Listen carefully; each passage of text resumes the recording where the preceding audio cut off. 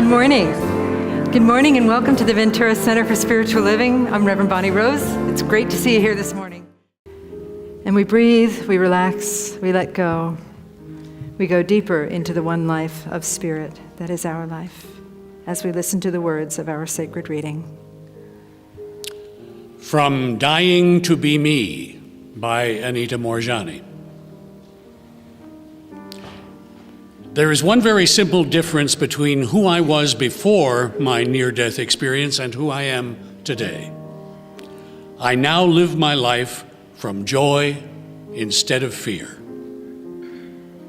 Before, without even realizing it, everything I did was to avoid pain or to please other people. I was caught up in doing, pursuing, searching, and achieving. And I was the last person I ever took into consideration. My life was driven by fear. Fear of displeasing others, of failing, of being selfish, of not being good enough. In my own head, I always fell short. Since my near-death experience, I don't feel that I came back to accomplish anything. I came back to be. Because of this, everything I do comes from love. I don't worry anymore about trying to get things right. I just follow my heart, and I know that I can't go wrong when I do so. Ironically, I end up pleasing more people than my old self ever did, just because I'm so much happier and so much more liberated. And remember, any positivity you bring to yourself, you bring to the wholeness of everything. And so it is. And so we take a moment to focus in on that place, that center of our own hearts, that unique place that we can't really find, but that we know is there, this being, this essence that is God, that is spirit, that is the I am presence. In this teaching, as in other esoteric teachings, we say that the name of God is I am. And so we rest in that I am presence and become full of its fullness. And we become so full that we sing. And as we sing, we affirm the I am presence within us, the grace, the power, the presence, the love that is God, the joy that is God, the joy that is spirit. We know it for ourselves, and we send out this knowing to embrace and bless the entire world. Here we go.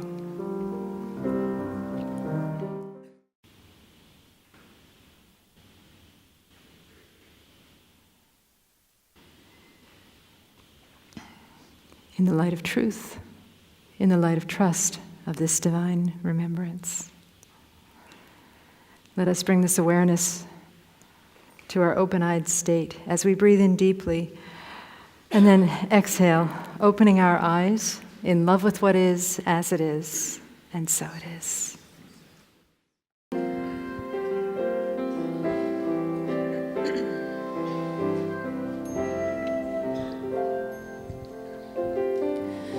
Well, I believe everything happens for a reason. Even when it makes no sense at all, one day you'll look back. You realize your life is a path you think you're making. But somehow the more I walk, I believe it's already mapped. Well, how else can you explain all that makes me me? Through all the joy, the fear, the pain, I'm always right where I should be. And I believe your life, it's just what you make it. Well, you can fight it every step of the way, or let it unfold on you. You have the choice every day, you just have to make it. Surrender to love, let it lead the way. That's the only truth. You go on and call me crazy, but that's what I believe.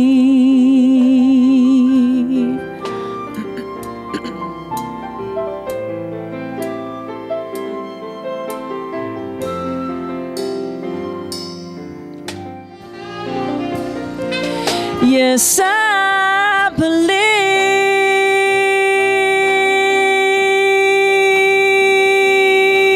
in love.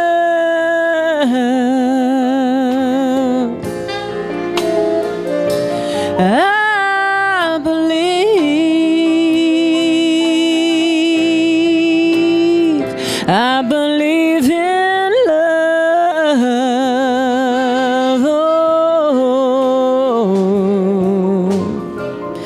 So go on and call me crazy, but that's what I believe.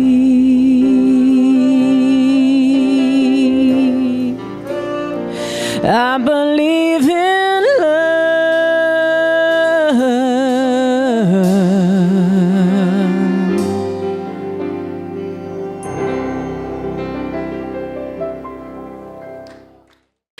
This beautiful day. It's great to see all of you here today. So I'm dressed like a Hindu and I'm wearing a cross. What can I say? I thought I'd start this morning with a story that a lot of you have heard before. We talk a lot about it in class, and I've shared it in church, but it's a parable, and it's from a book that's a blend of Christianity and Hinduism. It's the Sermon on the Mount according to Vedanta, which is a form of Hinduism.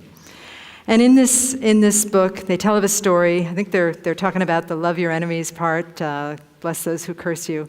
Anyway, they tell this story about a guru who is out doing his guru things one day, and he comes back, and a robber is leaving his hut. And the robber has his arms filled with all of the guru's possessions, and he's running out of the hut, and he bangs into the guru, and he knocks him over. And when he knocks the guru over, the robber drops something, like, say, a prayer mat or something like that. The guru picks himself up, and he gets the prayer mat, and the robber is off in the distance, and the guru runs after the robber, and he says, wait a minute, you forgot something. And when he catches up to the robber, and he gives him the prayer mat, the robber is so moved by the grace of this guru that he falls to his knees and is immediately reformed. And he immediately becomes a disciple, and his whole life is changed. I love that story, and it's beautiful. And I don't really want people to take my stuff.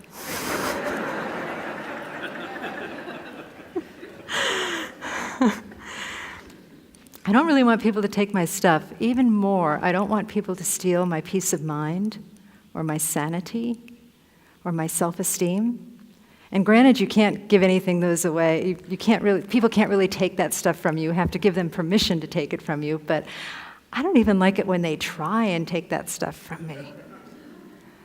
So we've got that going on. And then in the meantime, every morning I get this meditation from Richard Rohr, who is a Franciscan mystic.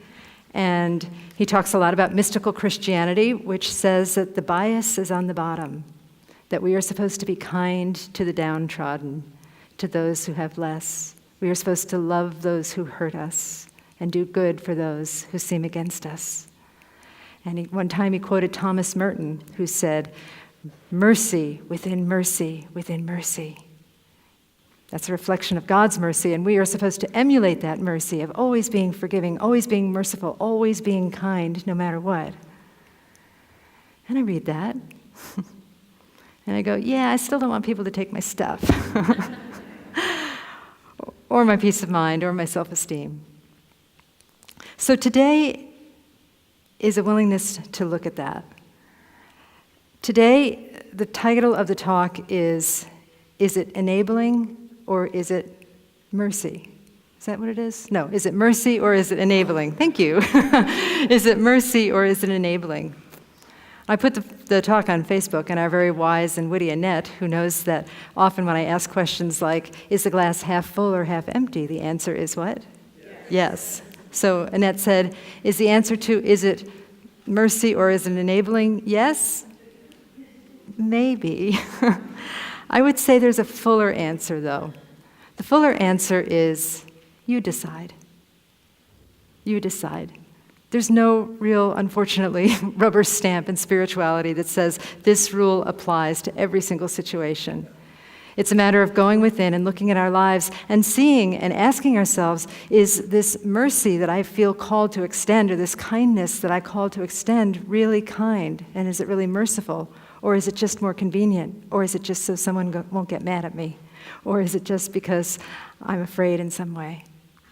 Is it sometimes more loving to say no and allow people to experience consequences?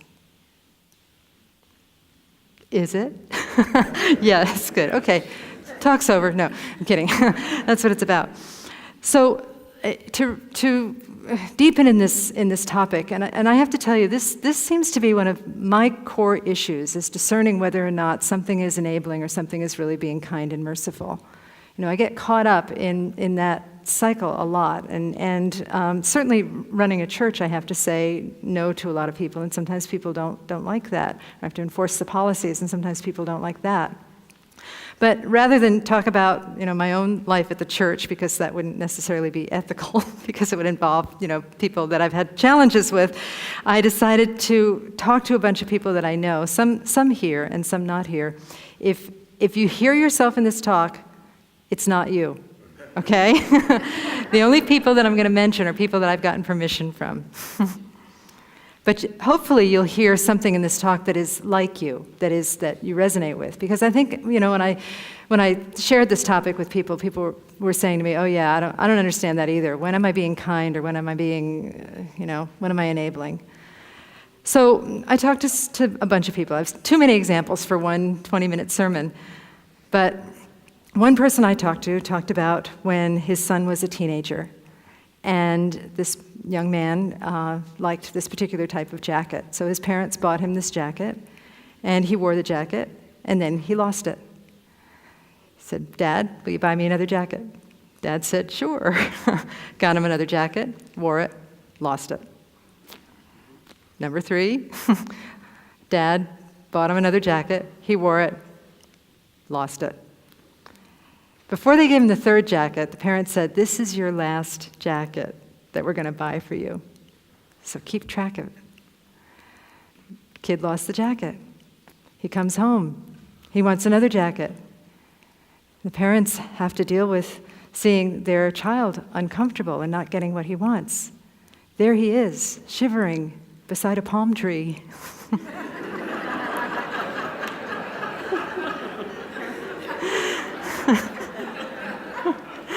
Please, I need a jacket, please. I'll let you know how that turned out later. Another person I spoke to was actually a couple who have a daughter who struggles with mental illness. And when she is off of her medication and using drugs or alcohol, she is difficult to be around. She has wanted to, at times, come and live with her parents. She lives on her own, but at times she's having trouble with her roommates or her living situation, and she says, please, Mom and Dad, can I please just come home? What do they say? What do they do? Do they say yes? Do they let her come home? Is it merciful to let her come home? Or is it merciful to let her stay where she is and work it out?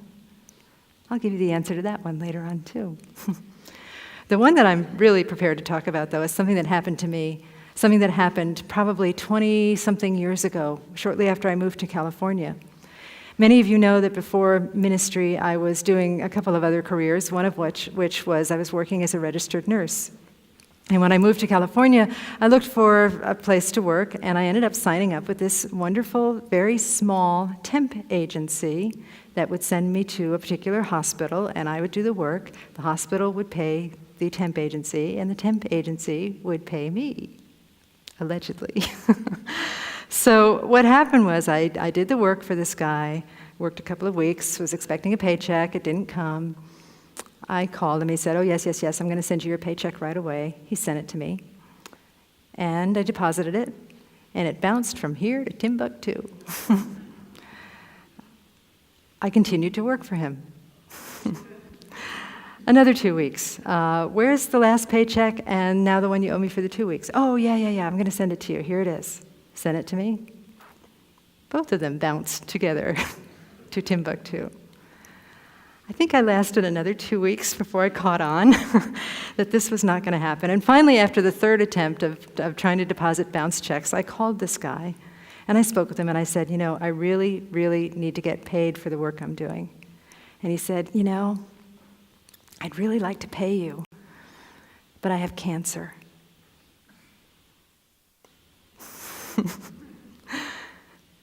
What do you do? If I'm like that guru in the Sermon on the Mount according to Vedanta, I say, okay, well, there's a little more money in my checkbook that you missed. Let me write a check for you. Give it to you. Or I let it go.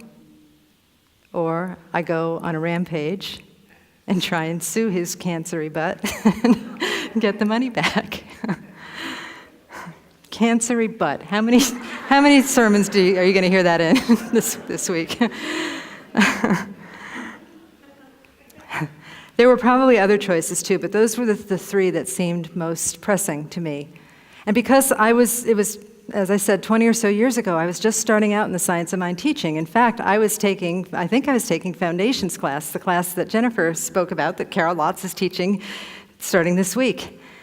And I was taking that class, and the thing about the science of mind, I've shared with you before that our students, our practitioner students, when they graduate, they have to take a test. We've got 3 that are coming up that are getting ready to take their test, and they'll be likely to be asked, explain the science of mind teaching in 25 words or less.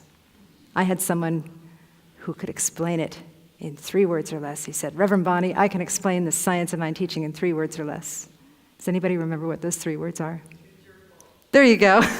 Jennifer gets a prize.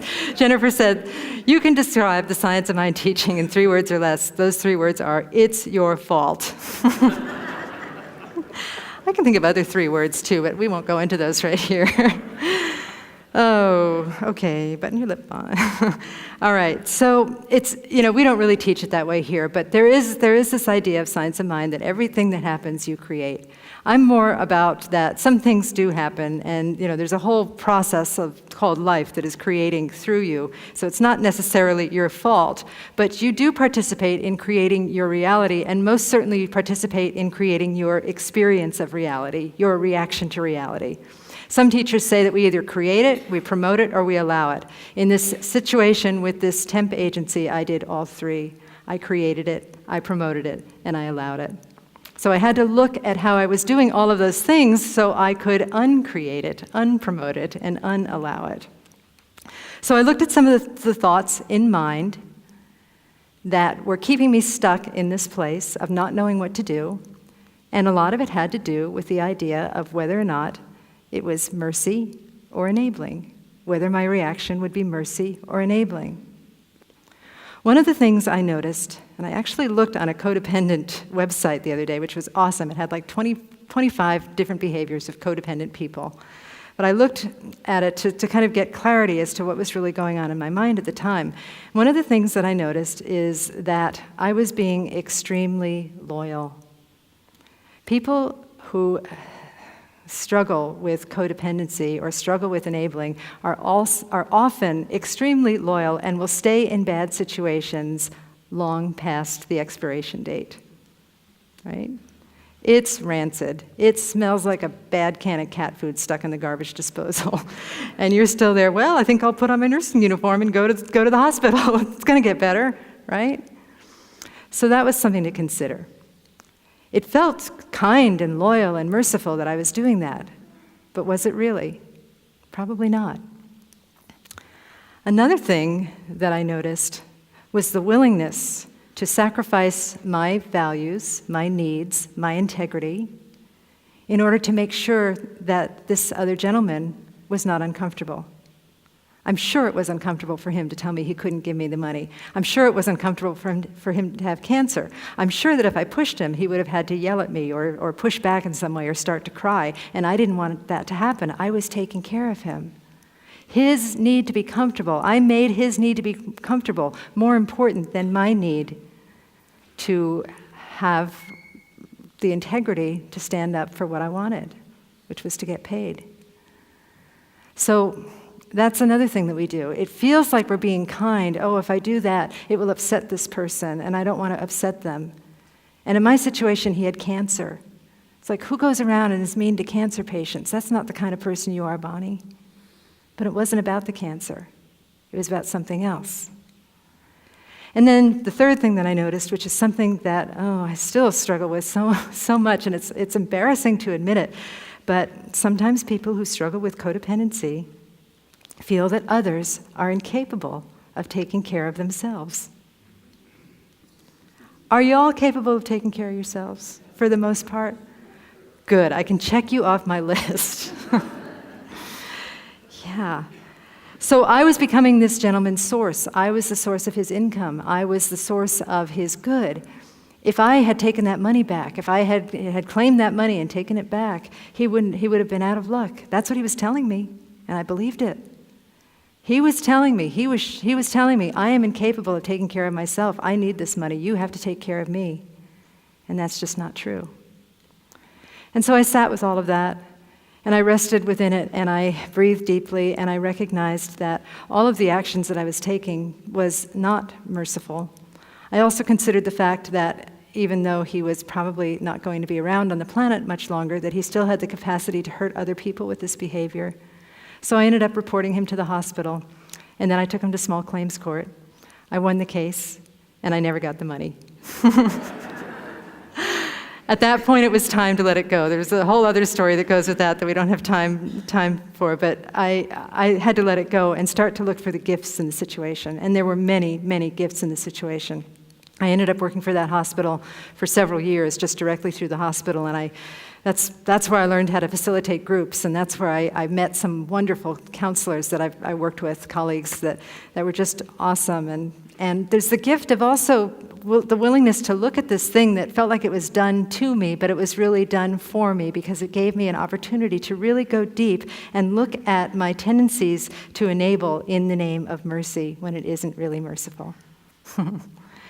And that has really been a lifelong challenge, as I mentioned. It's something that I still struggle with, but it gets easier with practice. I want to share with you some other observations that I observed as I was speaking with people this week about this idea of mercy versus enabling.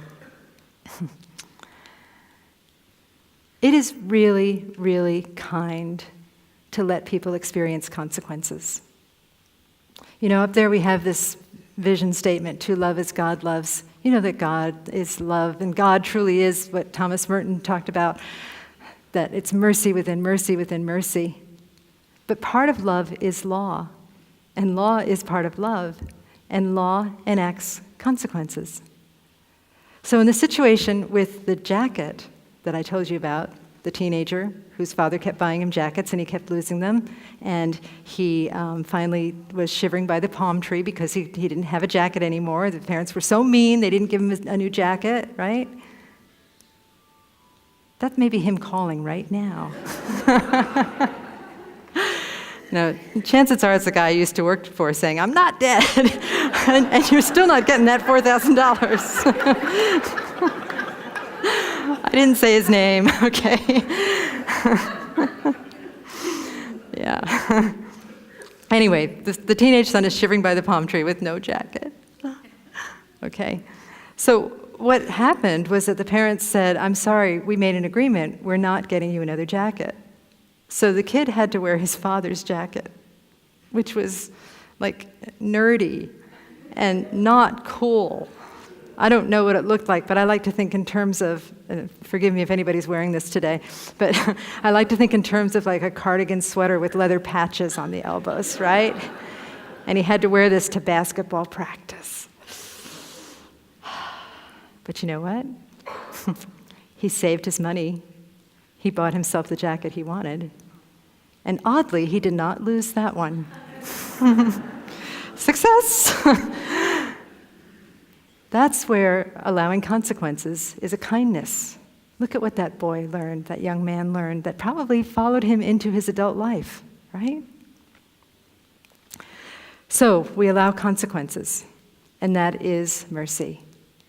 Even when it feels like the person doesn't want it, we allow consequences, and that is mercy. Another form of mercy that we can enact is to reveal wholeness. This has to do with the thing that I quoted from the Codependence Anonymous website, where we believe that others are incapable of taking care of themselves. Does anybody have anybody like that in your life, where they just seem so desperate and they need you so badly and they're incapable of taking care of themselves, in their opinion, and then their opinion is projected onto your opinion, right?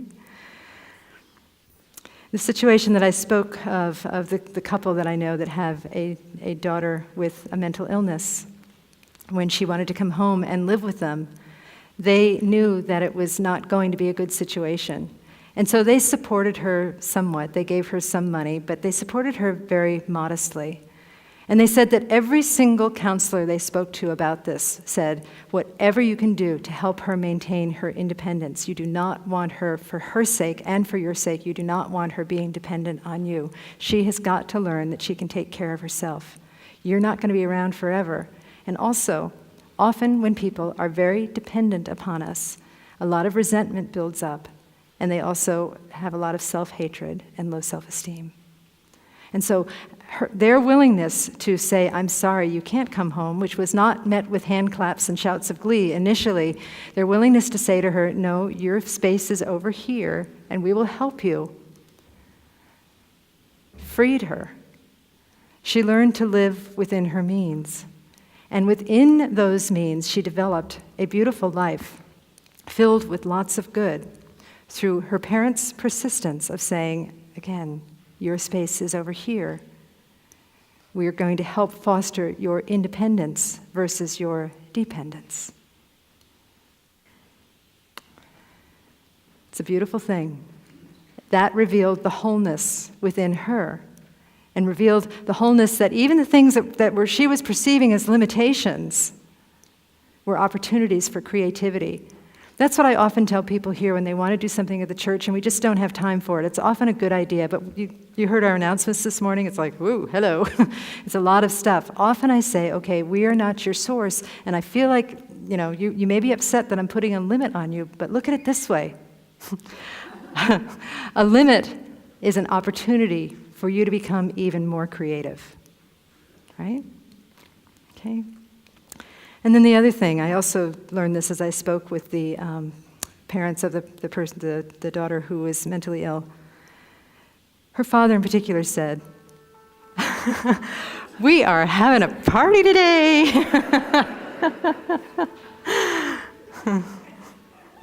The angels are calling. Who is it, Reverend Judy? That's my sister. Oh, is she? Yeah, can I? Is she there? Oh, she hung up? Okay. Okay, next time. Okay, good. Awesome.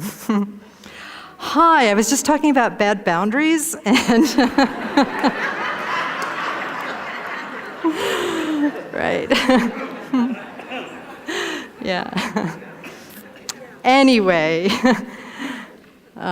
she probably has lovely boundaries. Who knew, right? So anyway, the other thing that the father of this young woman said is that I thought was so touching is, so many of us doubt our inner barometer as to what really is enough. And the truth is that we know how much we can tolerate from somebody else.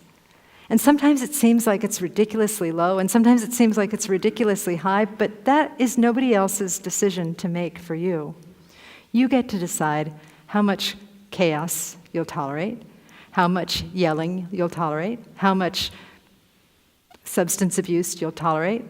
You get to decide that for yourself. And you're not a bad person for having a level of tolerance. In fact, I believe that our level of tolerance is God-ordained. It was given to us by God. It was given to us by God so that we can wake up to it, awaken to it, and then set those loving boundaries and have consequences and reveal wholeness and recognize once and for all that we are all in this together. It's an intricate system where we all bless one another, but we truly bless one another when we show up authentically. That's the message of Anita Moorjani's book, Dying to Be Me. You get the title? Dying to Be Me. Her whole life, as it said in the reading, she tried to please other people. And it wasn't until she had a near-death experience, she came back and realized that her job was not to spend all of her energy trying to please other people. Of course she's supposed to be kind. Of course she's supposed to be loving. But one of the greatest forms of kindness and lovingness is to be authentically who we are. It's not only kind to us, it's kind to the people in our lives, and it's kind to the entire world. Because as Jill somehow read my mind and said in the prayer this morning, there is really, I'm paraphrasing, there is really only one person like you in the entire world. There has never been a person exactly like you. There will never be another person exactly like you. Your job is to show up and be yourself. And as Anita Moorjani says, love that self. Live in love with yourself as if your life depends upon it, because it does. It does. Not only your life, but the life of the entire planet. Isn't that a different message than you get in, I mean, I don't mean to brag, but isn't that a different message than you get in other churches? You know?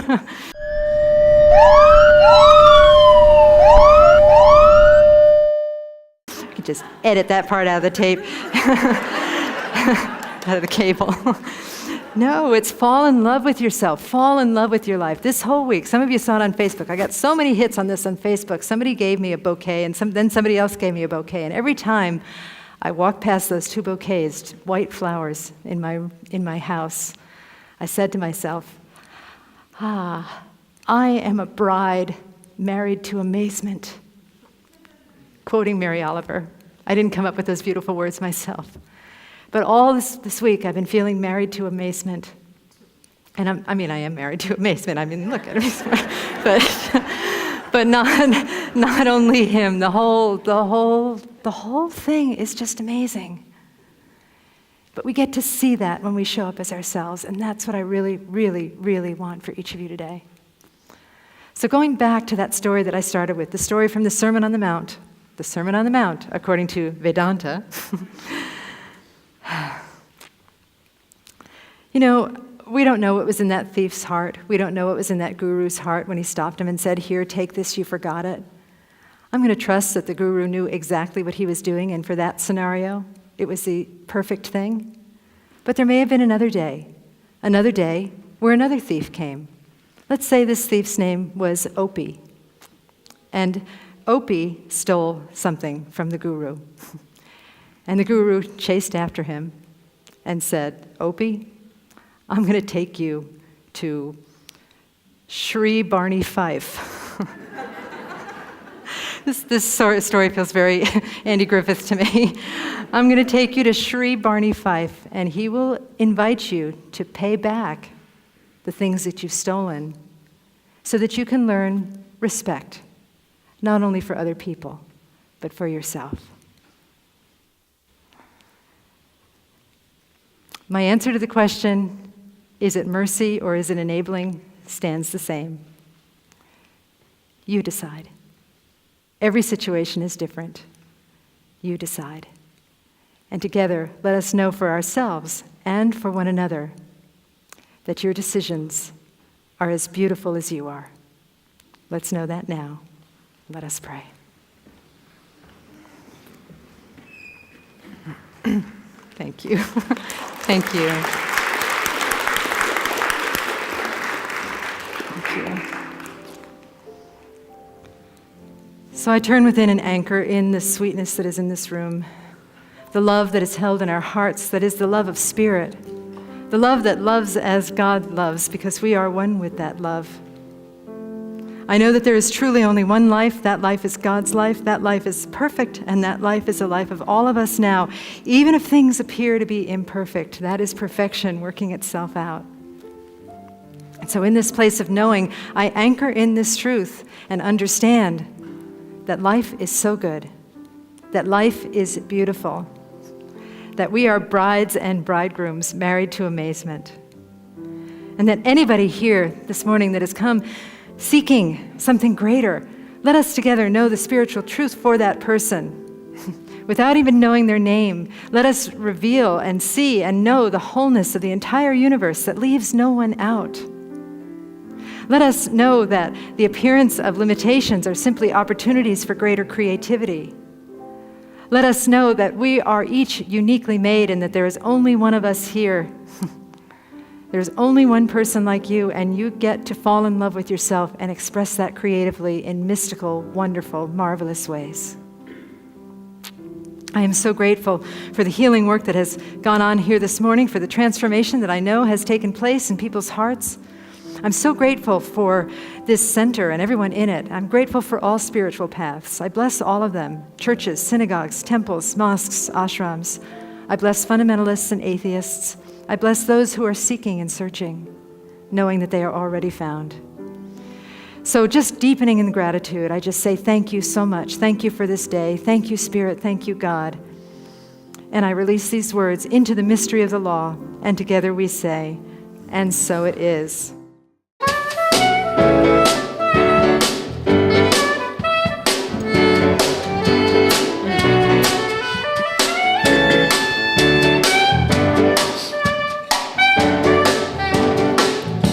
There's so much out there waiting to learn. Yeah, this world's laid out for you. You packed your plans, your dreams. It's finally your turn. You'll be fine. Just take your time. Please repeat after me. I am held in Spirit's holiness, divinely guided by wisdom, courage, and love. I am always connected. I see God in everything. I create joy on earth as I share my blessings. Thank you for my life. And so it is.